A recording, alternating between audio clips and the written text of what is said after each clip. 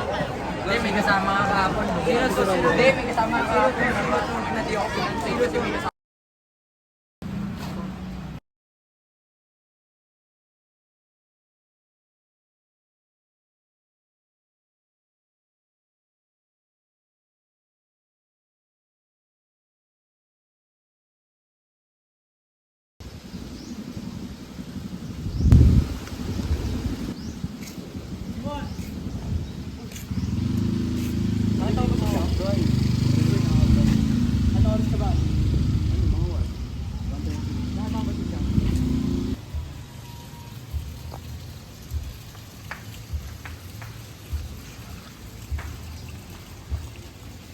Aga nyo naman.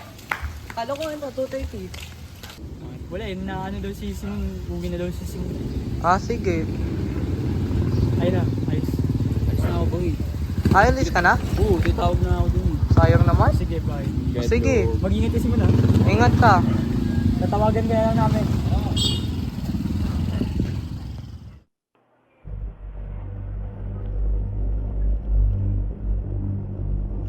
Saan ba tayo? Sa ano, kung saan tayo tumatambay palagi?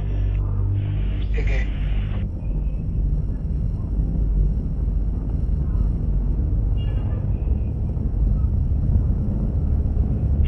Champ, may pag-usapan tayo mamaya. Ano? Mamaya sabihin ko sa'yo. Sige.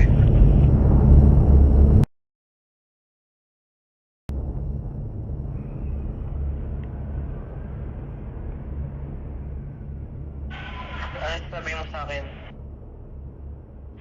Pwede mo ba akong tulungan? Ano tulong? Naniniwala ka ba sa ano muna? Ay babayadin ba? Hindi. Anong babayadin? Wala. Pwede ano? Anong kailangan bayadin? Baliw ka ba? Hindi naman na kailangan magbayad ng nangyari sa'yo. Naniniwala ka sa multo? Medyo. Pero hindi ko pa alam kung multo ba talaga yun. Kasi baka parang may ano. Ano pupunta sa'yo? Parang may dagalang ata sa taas. Sa third floor. Kasi palagi akong may naririnig doon sa ano eh. Sa third floor eh. Teka, may tanong ako. Saan mo ba talaga nakuha yung bahay niyo? Sa... yung bahay ng pamilya ko dati o yung bahay ng magulang ko? Yung nasabugan sa 2000? 2001. Ah, okay. Okay. Ba't kaya yun tumabog?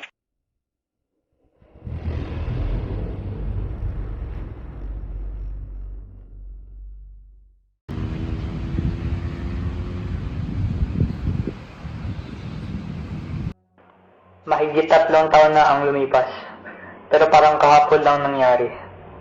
Tuwing pumupunta ako dito, bumabalik lahat ng alaala. May mga araw na mas mahirap kaysa sa iba. Ang nanay ko at tatay, sila ang buhay ko. Noong nangyari ang pagsabog, hindi lang sila ang nawala sa akin, kundi pati bahagi ng sarili ko. Ang lugar na ito, nakakatulong nito para maramdaman kong malapit pa rin ako sa kanila.